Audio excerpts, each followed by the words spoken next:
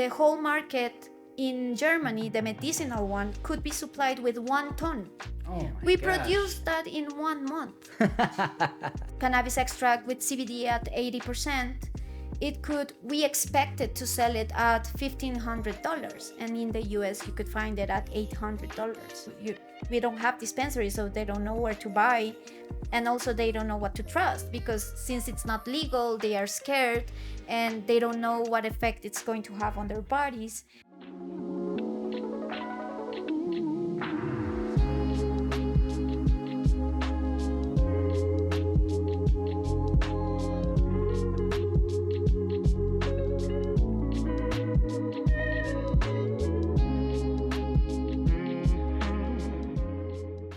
The Grow World community is home to over 23 countries of the biggest commercial cannabis growers in the game.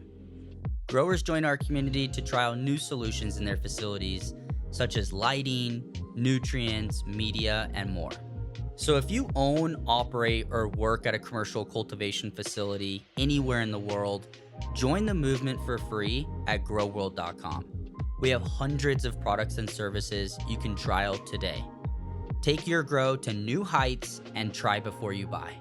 Here's a quick list of some of our most popular trial campaigns that made this tour possible. Thank you to Valoya for making the Grow World Colombia tour possible. Valoya, as one of the oldest horticultural LED manufacturers in the space, they're more than just a manufacturer. They're your partner.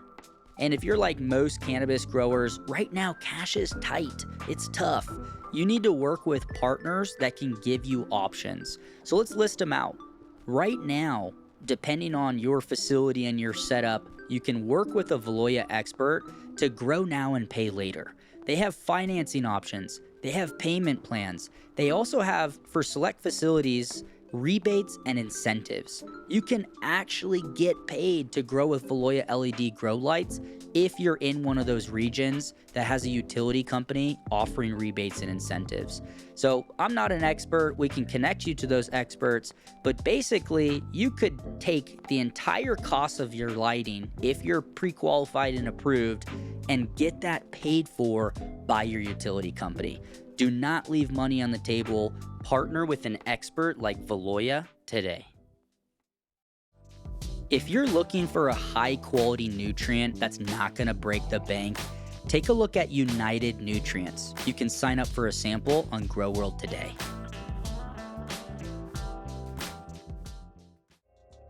You can sign up to trial all of these solutions right now at growworld.com.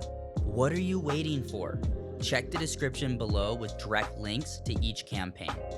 And if you're qualified, you might even be able to sample the menu from this member's farm as well.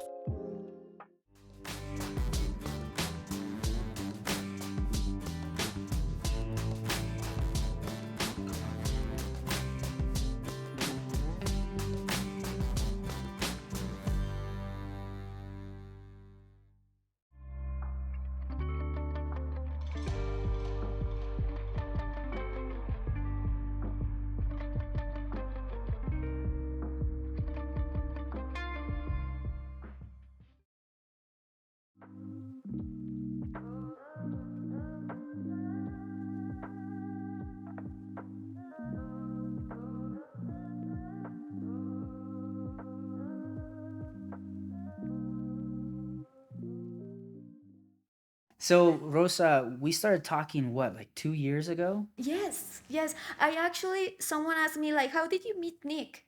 And I said, I don't know. Someone asked me, I was like, I don't remember. But someone introduced us Yes. inside the industry, and it Yeah. was great because we've been Who talking. was that? I have no idea. We have to search. My mom actually asked me because, we are very into security and Absolutely. being safe. And she was like, who is he? And Do you I'm know like, this gringo, Rosa? Yes. Do not go out with a gringo without Yeah. knowing him.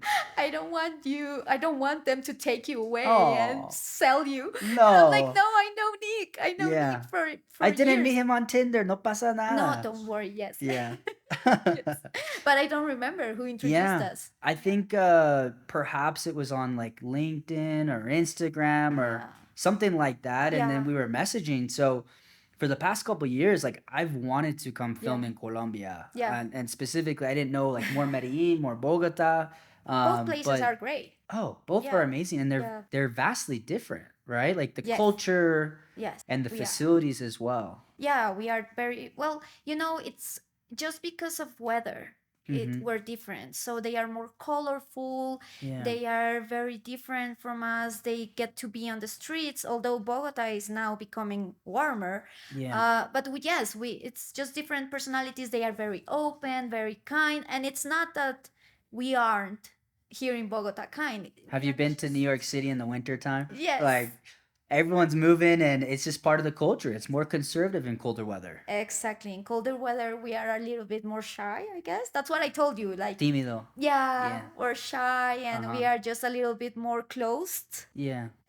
But we are kind either way, Absolutely. very open. But Yeah. yes, we are very different. And in Medellin, cannabis wise, like it's so open and it's so you can talk about it so much. And there are so many companies there, big ones, small ones, like you Yeah. have all sizes.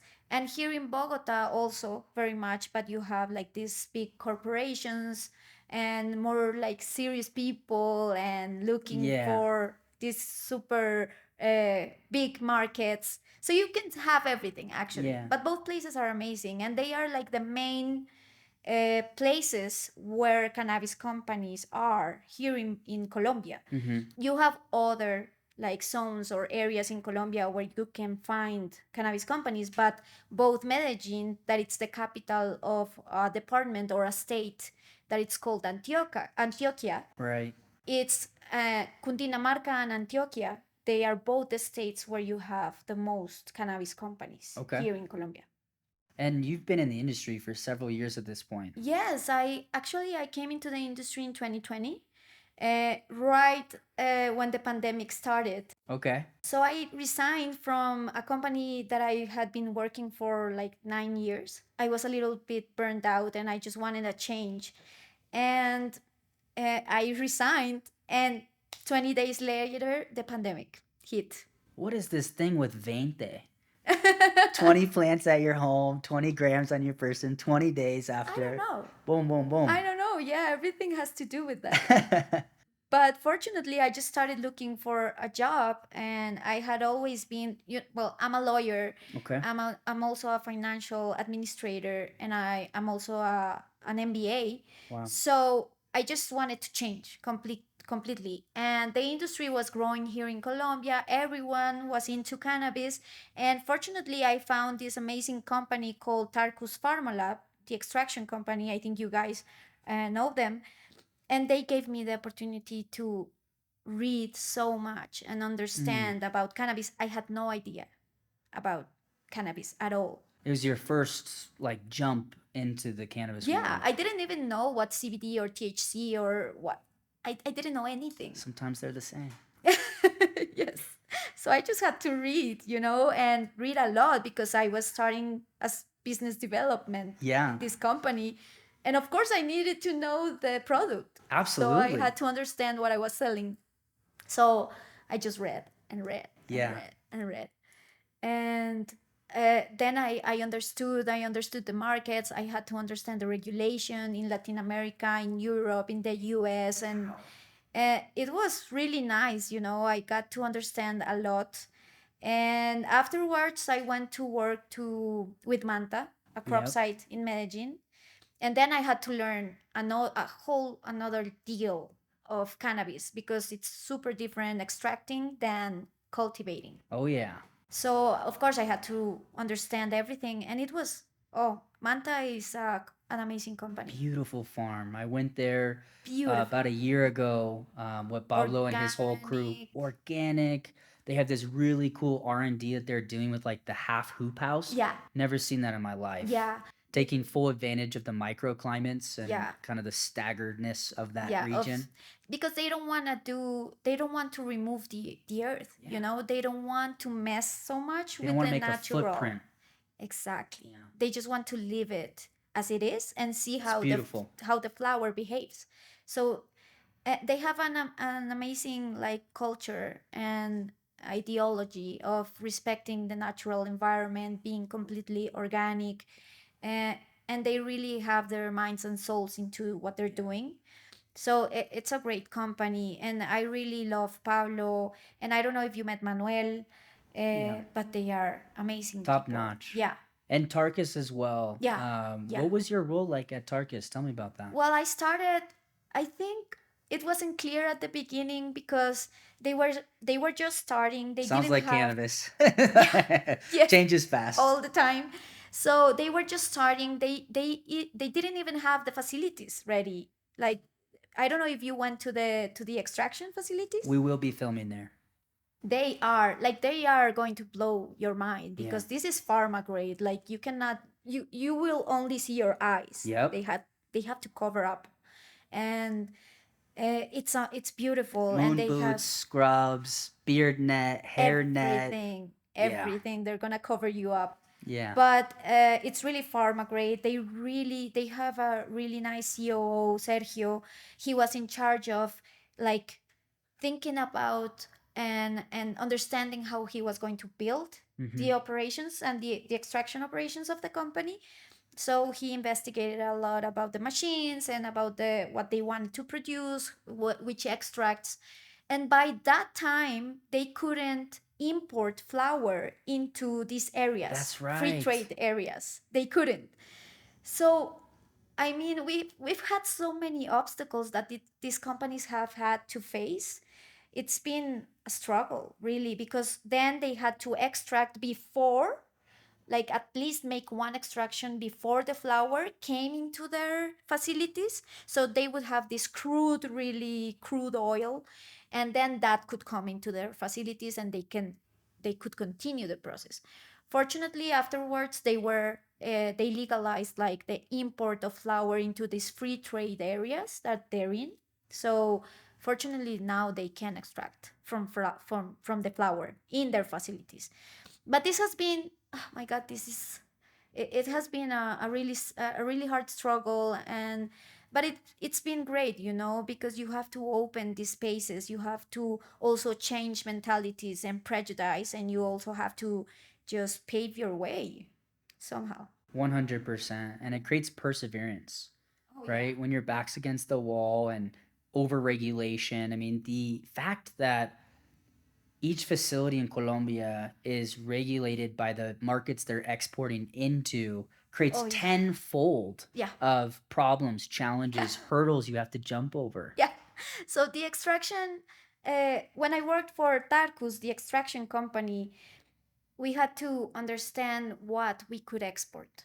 Because here inside Colombia, we don't have a huge market for cannabis at all. So there's only the medicinal side, and you can only sell for magistral formulations in these little tiny droppers, and you have to have a doctor's prescription. It's really hard, and it's a really uh, like small niche. So you're not going to be able to sell a scale. What you had to do at that time was to export. You had to. There wasn't a way to sell here internally. So you had to understand what you could sell and where you could sell it and how you could export it. So then you even have to go up to international conventions and understand why is there a restriction into cannabis, if it's psychoactive or if it's not psychoactive, if you are allowed to move it transnationally, and how. So recreationally, it's forbidden. You can only like transport internationally psychoactive material if it's for medicinal purposes. So then we had to investigate what medicinal purposes and where and how you could get to those countries. So let's say we investigated Canada, and Canada is, since they have so much supply and they have such a huge like cultivation and extraction by their own, they are not allowing like too many imports to go in. So it was like closed. So you say, okay, Canada, which is a huge market, we would love to be there, you can't. Then Germany, okay, we have to go to Germany. Germany is super open to cannabis. That it's not entirely true, but the medicinal cannabis, you can go there, but now you have to have all these quality certifications. You have to be EU GMP, you have to be GACP, and that's hard and that costs a lot of money. So that's the Time, main money. obstacle for Colombian companies, you know. Also, when I went to work with Manta in the crop site, well, I told them when I went to work there in 2021, Colombia wasn't allowed to export flour. So we were For screwed. 4 years, right? 4 We were years. screwed, and I was asking the co-founders, like, what are we going to do? We can't export the flour and we cannot sell it here in Colombia because we don't have dispensaries, and we are not allowed to dispense it to the public. It's not legal to sell flour. There are zero dispensaries in Zero. Colombia. You have you been around here? There are shops. Fuimos a Casa Maria, Uh-huh. por ejemplo. Yeah. But they're not selling, right? It's like you stay there. It's more like a social club, Yeah. right? You can Yeah. consume there safely. You can That's it. order some delicious infused food, Yeah. and stay at like an Airbnb, Yeah. which is beautiful. But beyond that, No. there's not like a dispensary on every corner. No.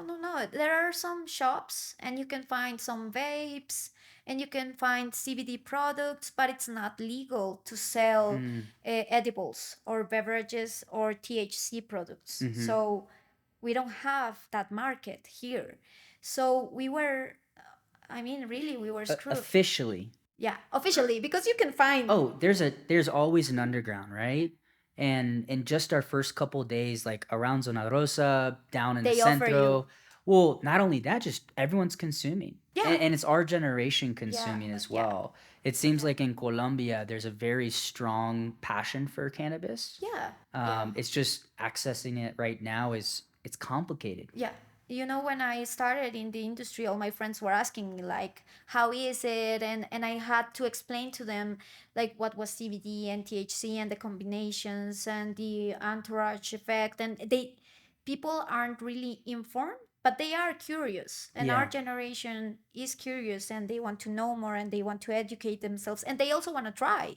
But How? a lot of my friends don't know, like, where to buy, because here we don't have dispensaries, so they don't know where to buy, and also they don't know what to trust, because since it's not legal, they are scared, and they don't know what effect it's going to have on their bodies, and they are afraid of that also, like, is this going to knock me down, or what am I going to feel?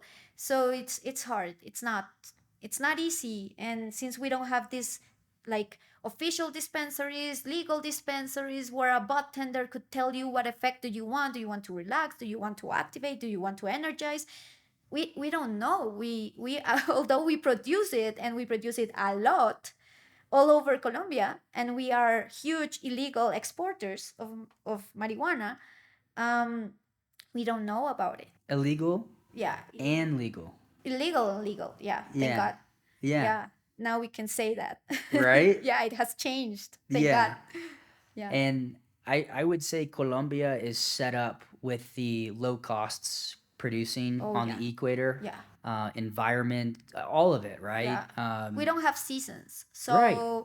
we can produce the whole year, and we have 12 constant sun hours a day. Yeah, it's the perfect. It's the yeah. perfect combination of humidity, sunlight, and you have, like, the perfect combination of or stability, just the stability, a stable weather. Yeah. So we don't have to really cultivate indoors. We don't need to control everything. We don't need to control temperature. It was like the exact opposite of the American market. I filmed there, I don't know, 6, 7 years for my last show, Canna Cribs, and a Yeah. couple other shows. And the majority of the farms that we went to were indoor, Yeah. right? Kind of the quintessential, like, Jungle Boys, kind of downtown LA, Yeah. or that kind of indoor warehouse grow. And we were always excited when we went to a greenhouse because it was kind of a little bit more big ag, and it was cool to see that perspective. But here, it's the opposite. It's the opposite. Everyone is greenhouse, a lot of outdoor as well, but the ones that we're filming are greenhouse. Obviously, extractions indoor, but the cultivations are all greenhouse. Yeah. There's one indoor pideca. Yeah. We weren't able to film them this time. Yeah. Hopefully, we can come back and film them. Hopefully, yeah. But it's opposite as the U.S. Yeah, it's completely, because why would you like to control the perfect conditions Yeah. already? The thing is that indoors you can control like very tight, you could play all the God. variables. Yeah. Yeah. So you can standardize the product Mm-hmm. much more. Here in the greenhouse, that's much harder. But I think if you consume cannabis and you were open to consuming it illegally, why wouldn't you try something that has actually quality standards and it's being cultivated green in a greenhouse? It's gonna change it. Like you're not gonna have the same product always. It's gonna change a little bit. It's not gonna be indoors like quality or standardized, but I think it doesn't matter. We are open to. Plant's a plant. I know we are open to it being different in each crop. It's hard. That's also something very difficult for the Colombian companies and the crop sites is that in the medicinal segments in other countries, they ask you to standardize the product and it has to be the same and it has to be it has to have a low variability of CBD or THC. Like they want the exact same 10% of CBD and 10% of THC. It's a plant. You cannot. It will sway. Yeah, it will sway, and it's not something easy to do. You can try and maintain it in a 3% variability, up or down, but it's not going to be the same in each crop. So it's hard what the standards, like the international standards of the international markets, ask from us, because you have to have all these certifications, the EU GMP and the GACP, which are super expensive for us in Colombian pesos. And also to get one of these auditors to come from Europe to like audit your facilities, it's impossible.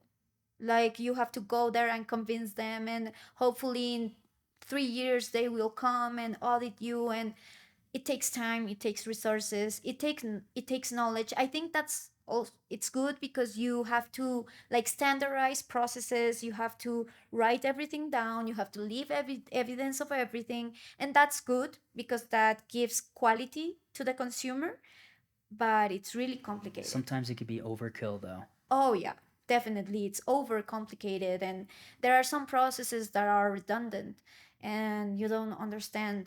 And I guess it's for safety, or that's what it says. But either way, they are really hard to achieve for us, which we are trying with our, like, we are trying to scrape and do the most we can with what we have. And there was also, I guess, a mistake in the cannabis industry, and it was that the market was overvaluated. Like by this year, they said that, like, the reports, the financial reports and the industry reports said that we would be exporting more cannabis than oil. Oh, what?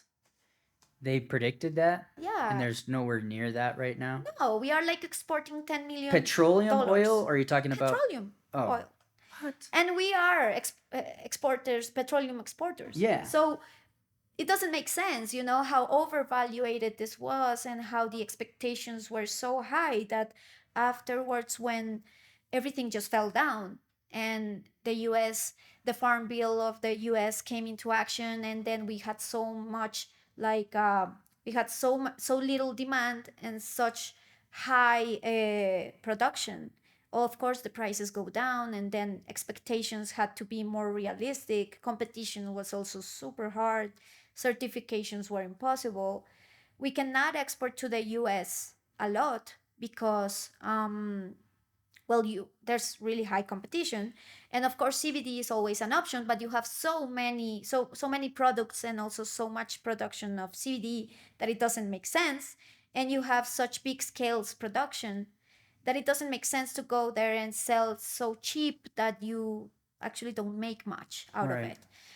But THC also, as I told you, international conventions only allow you to export for medicinal purposes. So you have to go into the US and try to go into the medicinal side of things, or at least cover it up as medicinal use. I don't know, but it's not easy. It's not easy to move this transnationally in a legal way, and also like with the quality certifications that you need, and then also gain a market that doesn't know cannabis, because also medicinal benefits are we are just understanding. We're Yeah. just starting to understand what this can do. So This is a baby infantile market yeah, across the world, yeah, in both flour and oils and extracts, etc. Right? yeah. So what do you think for the future of the Colombian market? Let's say, 10 years from now, Oh God. where's this market gonna be? Well, it's hard to say because we need the regulation to move forward. Mm, That's we were expecting. I don't really like this government, but this government promised that cannabis was going to be legalized, like the recreational side. And we were all expectant on that mm. because that would allow the dispensaries to open and to have some responsible consumption and to educate people, also to have some educated bartenders that could tell people about the plant. And but it didn't happen, and we think it's not going to happen because there's really high opposition to this government, this current government. So at least not now or during this government. But the pendulum swing is going towards the Towards legal, direction yeah. of not legalizing it, right? To a No, party that wouldn't legalize it? no, actually, it's going towards legalizing. I think we Really? lost for a few votes. It didn't pass the law for a few votes. Like it wasn't a huge difference. So Okay. I hope someday that because I think it was a stubbornness thing Mm. of just opposing this government that it didn't pass. It was kind of collateral damage, Exactly, it was because it's just a matter of opposing everything. And regardless of what it is. regardless of Yeah. what it is, even if it's good, it's not gonna pass.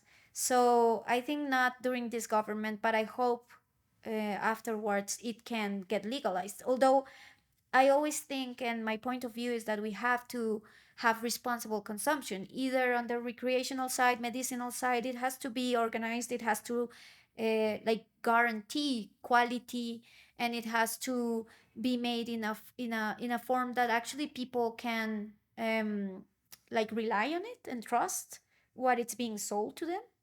I think that's the idea. But I hope if that happens, if Colombia legalizes it in the next 10 years, it would be huge. Cuando? Oh yeah, it's a matter of when. I think it's gonna happen. It's just a matter of when. Because we are all aiming for it. We don't have a problem with it. We know it's the less damaging, like psychoactive out there. People are getting more educated. People understand more the the medicinal benefits as well. So and understand that it's a plant. You just have to look into it, investigate, and it's also a baby medicinal market. So Mm-hmm. much research has to go into it to understand the amazing benefits. So I think it's going to evolve, but right now it's on hold, Right. unfortunately. Yeah. How do you survive as a Colombian cannabis company right now? Oh my God. Well, it's been hard. They are doing their, well, actually, what they did was to lay off everyone. They're right sizing. Yeah, because at the beginning when they got so much investment, they were huge and they spent so much money into machines, into facilities, into people. They had Personnel. such big like staff. Mm-hmm. Um, and now what they did was just to Consolidate almost. yeah, consolidate and just the right amount of people, the right amount of area they need for cultivation or for extraction, just the right amount they need to survive. Even like there were companies that had 10 hectares to cultivate, and they decided we're just going to do one while this gets rolling. They are surviving on the few exports that they get to do, the few clients, because that's also something so really hard. Like when I was business developer for these extraction and cultivation companies, you get to talk to a lot of people, but either they ask you for the certifications, so that closes so many doors if you don't have the certifications, the quality ones, or they compare you to the prices of the US. Mm. So it was really hard because I couldn't sell at those big scale prices. What type of prices are we talking about here? Oh, well, at that time, like let's say a liter of CBD extract, no, but yeah, cannabis extract with CBD at 80%, we expected to sell it at $1,500. And in the US, you could find it at $800. It was a huge difference. And there were even like the isolate was even cheaper. You could find a kilo of isolate at $500, and we needed to sell it at $2,000. It was because of the investment, because of everything we had put on it. We needed that price to sell at that price. But you already had years of experience. You already had these huge facilities. You were also Supply chain was already built out to exactly, some point. and also you had huge supply. Like Yeah. everyone was producing in the US, everyone. So you were having also a We had a price surplus. fight. Yeah. Yeah, within the US. So everyone compared us. Oh, I have this supplier in the US that he sells me for this price, and we were like, oh my god, I can't. This was compete. post U.S. Farm Farm Bill. Bill. Yeah. Yeah. Yeah, we had Yeah. a surge. Yeah. So it's really But hard. we're on the other side of that right now. Yeah. I would imagine you guys Yeah. could compete, but It's stabilizing. Yeah. It's like any industry, any new industry. yep. You have a surge, and the prices are really good at the beginning because there's really little supply, really few companies into the industry, and there's a good demand. Mhm. But then everything just went out of balance because a huge supply and the demand was the same because countries weren't really, the legalization wasn't moving at the same speed Mhm. of the producers. So you saw a little bit of movement here in Colombia, legalization. We were able to produce, but then you went to look into the markets that were your targets to sell, and they were moving super slow. Like Europe is moving really slow. They are just making pilots, and they are trying to see how they're gonna move around cannabis. Is that good or bad? Oh my God. Well, it's an obstacle for us because we had our hopes in Germany when, like 2 years ago, they said they were going to legalize and they were going to be the first country. And we hoped that was going to be the domino effect. You know, they were going to contagion everyone Right. around. So we had such high hopes. But then they said, oh no, let's wait. We're going to use like the association model that only within the associations you can consume and everything. So all the companies in Colombia that had this hope of being able to take products or flower to the recreational German market, they were screwed. Yeah. Like another door that closed. So you have all the quality certifications, you had the internal non-existent market, you have that you can only export psychoactive material for medicinal purposes, and all the medicinal purposes or the medicinal markets are tiny. Like I remember at that time when I worked for Manta, the whole market in Germany, the medicinal one, could be supplied with 1 ton. Oh my We gosh. produced that in 1 month. I mean, it was like, Yeah. oh my God, I can't supply Germany. So it was really hard because, and even here in Colombia, I don't know if you've heard that we had like more than 2,000 licenses issued, and like last year only 200 companies of those licenses were operational, and actually I think just 20 companies that I know are making it. There's the 20 again. And they're not thriving it, you know? Yeah. They're not thriving. They're not wealthy, like, oh, I have so much money. Yeah, they're surviving. They're surviving. Yeah. And if they can survive long enough, Yeah. they will have, hopefully, ojalá, a clear path Yeah. to thrive. Exactly. But they are not there yet. Yeah. Like I've talked to some of them that are my friends, and I think you've talked to them as well, with Manta, with Tarkus, with Plena, with Volumed, with Clever Leaves. For all the episodes we're filming. Yeah. Yeah. And some others have closed. Yep. Some of my friends have closed their companies and they are not operational now. I had a call like 2 months ago of a friend of mine, and he told me, what do I do with the licenses? They can't sell it. No one wants to buy it. Or do they want to buy it? Now is the No. time to buy Yeah, at the because they're bottom of the cheap. market. Exactly. They're super cheap. But he was asking me, like, should I like reissue them? Like, should I invest that money like issuing them, not letting the licenses die. Should Like I renew. should I Yeah. renew them? And I was telling him, like, do you have the money? Like, do you have spare money to wait years for this to see where it's going? And he said, well, I don't really have that spare money. And I said, "Uh, well, if the big ones, the ones that had $200 million in their pockets, right now they are having a hard time. Imagine the little guy. Imagine you." So I told him, like, you already know how to issue them, like to make the process. So in the future, if you want, you can just have them again. Yeah. But right now, I don't think it's a good idea. Just wait to see what happens, and the world to open a little bit more to cannabis on both sides, medicinal, recreational, industrial. So just wait and see. It's not as open because it's, since I'm a lawyer, I know it has a lot to do with regulation. And it's regulation never moves fast because governments don't move fast. So this is not going to be from one day to another that you're going to be billionaires and you're going to be making so much money and winning all the markets in the world and opening country after. This is not serials. You're not opening country after country and you can go into Colombia and then to Peru and then to Ecuador and Brazil, and you cannot do that.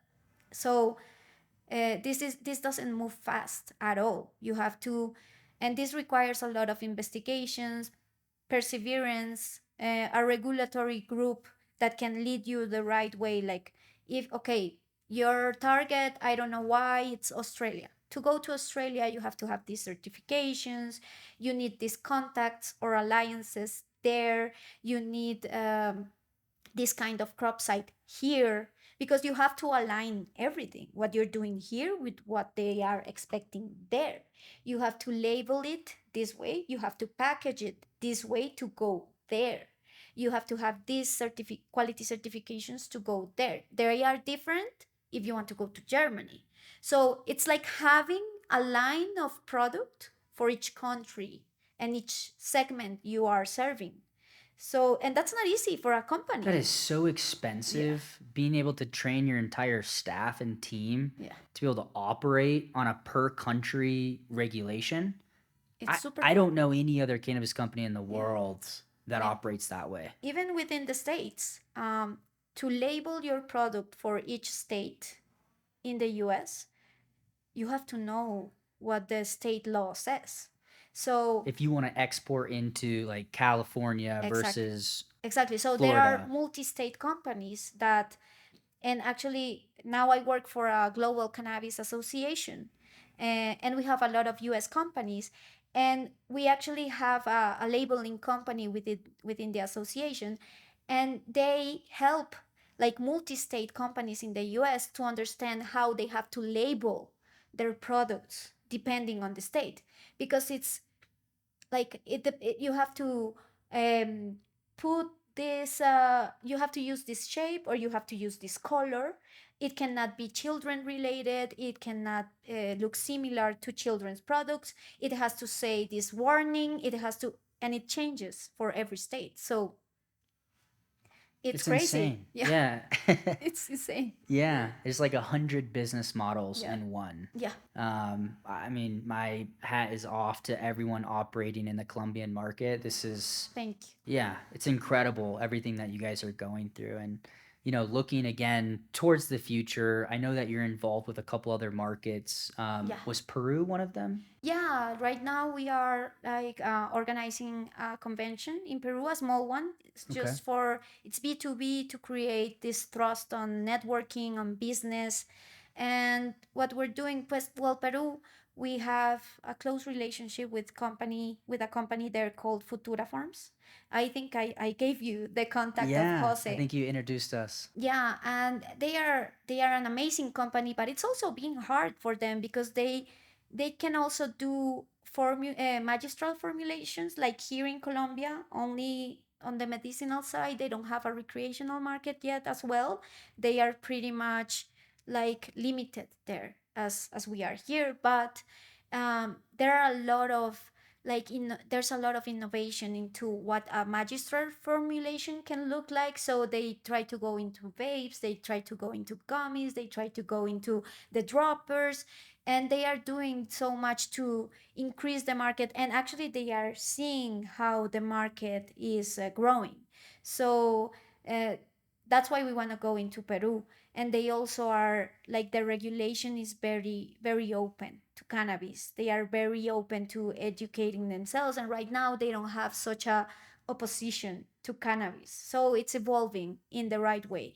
We're gonna have regulators there talking about cannabis, so it's gonna be really great to see them and to actually hear them being open or not about cannabis. At least what they have told us right now is that they are super open to it, like to see how it evolves. They are always changing. And what I understand is that they are now allowed to cultivate, but not many companies have been into the cultivating part, I guess, because they have us by their side. They have actually, we've been their suppliers for all these years. They usually import from Colombia the extracts or the flour they need. So but it's an evolving market, and it's happening all over Latin America, also in Ecuador. They are actually, they came up to date at a really high pace. I've And visited a lot of farms in yeah, they Ecuador, are switching from roses over to hemp, and the exactly next step is, of course, cannabis and cannabis. THC Yeah, they are products. moving really fast. Faster than Colombia? They are catching up. You think Yeah, they'll surpass yeah, Colombia? yeah, I think so. I think, and they are being like more open, like more, like the regulation is more open. You can do I not bought, whatever you want, but yeah. there are so many options. I So lived yeah. there for 7 months, más o menos, in Cuenca. And I visited Guayaquil, Loja, a couple other places, and there were CBD products at every pharmacy. Yeah. There were lounges. I went to a lounge Oh, in Quito. nice. It was like a CBD like restaurant. I think I had like a CBD paella. It was delicious. What? Yeah, so it's cool. Nice. I see that as the precursor to that next step. Yeah, and they legalized after us, but they are catching up super fast, and I think they already run us over. Wow. So Ecuador is really nice to look into also. And unfortunately Brazil, that it's the huge one among Latin America, they stopped. Like, they, of course, they have a medicinal segment, but they didn't allow flour to be sold. So that's something like everyone was expecting also to be an opening market, but it didn't happen. So we'll have to see how Brazil behaves, because it's a huge market among us. So it would be amazing. Uruguay is just too little, and they have their own supply, own A production. little bit more vertically integrated as a country. Oh, definitely, definitely. And they sell their flour for recreational purposes on their pharmacies. Like, it's all covered up. So there's nothing much Yeah. to do there. But we have a lot of space to grow. Yeah. Yeah. So, Rosa, we have hundreds of members on Grow World today, about 23 countries. We just launched almost a year ago now, and a lot of them Wow. are thinking and asking us, like, how do I buy from the Colombian market? And that's why we're here, Yeah. right? We're here to learn from experts and leaders like yourself and the farms and extraction labs that we're visiting. So, what's your number one recommendation to them? If they're Oh, looking to buy and import products from Colombia, yeah. where do they go? What do they do? Well, first of all, and of course, to you guys, you already know everyone here, and you already know like the quality, the facilities, Yeah. and everything. But of course, there are so many lists of licensed companies that would sell you like quality products, and also that are legal. That's the most important part. Absolutely. And you just have to get in contact with them. And for sure, like, since I was the commercial side of these companies, of course, they have a whole brochure full of information of the different flower varieties or the different extracts they have. I'm sure they have already exported, so they have an exportation like path Yeah. already built to go into your country. So it's not difficult right now to get to you. It's just a matter of connecting. Yeah. Yeah. And from the price point, it makes more sense than ever right Oh yeah, now right to buy now. from Colombia. Yeah, we are. And it's not only the price, because thank God we are very cost effective, And since we grow in the greenhouses, everything is so cheap to do here. But not only that, we do this the most natural way also. That's And we right. care for the environment, we care for the natural resources we consume. We are very sustainable. Like Manta is super sustainable. It takes care of the water, of the soil, and of the everything that goes into that crop site. They are taking it care of. So it's also not just the thing of the price, although I know it's super important, but I guarantee you it's going to be cheap. That's already out of the table.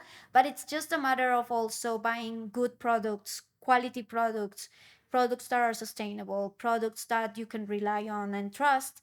And also that we've had such a pressure to for high quality that it's going to be a guarantee in the product. Wow.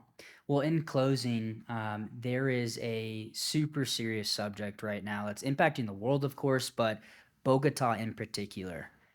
So Bogota is running out of water, is that right? Yeah, we're in And drought. farms are obviously using a lot of water. Yeah. So what does that look like right now? How does that impact, Oh, people living in Bogota, yeah. but also farmers? Yeah. Well, right now, for the people living in Bogota, we are having cutoffs like for 24 hours. They divided Bogota into zones. So each day, a different zone is cut off water for 24 hours. That's how we are like saving the water because we have these huge reserves that supply Bogota that are outside of Bogota, and they right now they are at their like 16%, between 16 or 20%. So it's super low. Supposedly, the mayor tells us that we have water for 56 days, something like that, Y nada más. and that's it. And I don't know what we're gonna do. I mean, they haven't told us about the emergency plans, so we're screwed. We don't know what's gonna happen if it doesn't rain. So we are pretty much praying Praying for for rain. rain. Yeah, right now. So yeah, it's hard. I don't know why it got that low before we had these cutoffs of water. I don't know why they let it get till this point, because at 50% we would have been saving. It would have been best to be saving water, but we don't know what happened really. And for the farms, of course, I think if you are sustainable enough, and I've seen farms really taking care of the water, like cleaning it and like giving it back to the environment in a Water reclamation at Clever Leaves. exact Advanced technology at Plena. exactly. So if you are taking care of it, then you're already doing your part, like you don't have to worry about this right now because you have your own supplies and you have your own, like you're taking care of it and it has a recycling method. So it's okay. For non-sustainable companies, this is not going to be, It's game over. yeah, it's game over for them because cannabis needs so much Claro que sí. water. Yeah, Girls have to eat. yeah, yeah. And you have to give them enough or they won't grow. Although they are called like they they say, farmers say this grows everywhere. It's like bad, it's a bad herb. And we have a name for it, but it's not like if you want to have a good flower, you have to give it water Of course. and a lot of it. So yeah, if you're not sustainable, it won't work right now. The grass is greener where you water it. Yeah, exactly. Well, in that closing remarks, thank you so much for No, chatting thank with you. us. And just thank you for helping me connect to the Colombian market. Oh, You're my no. very first friend and contact in Colombia, and you have helped us make this possible. So thank you. No, thank you for having an interest. And as much as we can do for this to thrive, we will do it because we need it. So thank you so much. Thank you so much for listening to the Grow World podcast. Don't forget, subscribe to our YouTube channel and follow us on Instagram. Until next time.